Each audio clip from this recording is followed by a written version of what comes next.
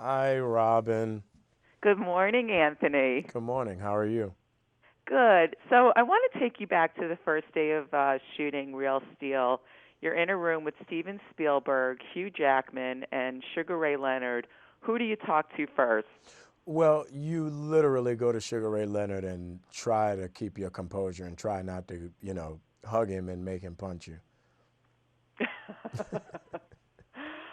Did you ask him for some boxing lessons, or did you want to sort of get in the ring with him? I definitely wanted to get in the ring with him, but I was more interested in just the person he was and what was going on in his life, during the Olympics and everything that led him to be Sugar Ray Leonard and just how hard that marvelous Marvin Hagler punched. I was just fascinated by, standing up against a guy like that and having to go toe to toe with him. Did Sugar Ray have any cool stories about fight promoters that he's worked with? Because I know you're playing that in this film. Well, the interesting thing about Sugar Ray is he did his own promotions his entire career. He was one of the first boxers to really take advantage of his celebrity coming out of the Olympics and kind of, call his own shots. And it was so interesting learning that and hearing about, his idea of promotions and what he was doing with his fights and putting his own fights on. What was the most fun for you with this role? The just being able to go as far as I could go and scream and spit and baby oil and leather. I mean, that was my biggest thing. I told Sean, I was like, I just want to go all out and, you wear a lot of baby oil and leather. That sounds a little kinky. That's what I told him. I was like, if Wolverine's over there, I'm gonna need some baby oil on the guns. Tell me about these robots. Was there anything that you were able to actually touch, or is it all CGI? No, there were about 5 or 6 actual robots that were on set and moving and like animated robots, real robots, walking around the room and turning their heads and stuff like that. So it was jarring at first. Most of the fight sequences are CGI. Well, all of the fight sequences are CGI with guys on stilts. But if there's a robot in the scene and it's not fighting, it's a real robot.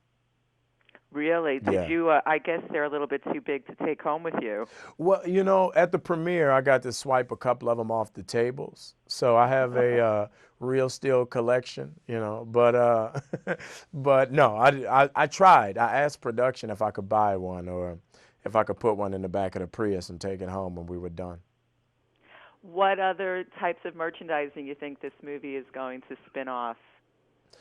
Hopefully, I would love one of those little metal Lego put together sets where you can get 5 robots in a box and screw them all together and be able to, uh, fight each other or blow them up and make more robots. That'd be a really cool Christmas present to Uh, give out. that would be a cool present to give to the actor in your movie. Anthony, you are so busy. What is the next project that you're most excited about? I did this movie called Abraham Lincoln Vampire Hunter, and it was a best-selling huge book, and it just I think it's going to be a project that a lot of people they're not going to know what to expect, but they're going to come out of it very satisfied. So, are you actually a vampire in this movie, or what are you doing exactly? I wish I wanted to be a vampire. I play Abraham Lincoln's best friend, who was his best friend in real life, William H. Johnson. And we go on this whirlwind adventure together trying to save the world and kill vampires.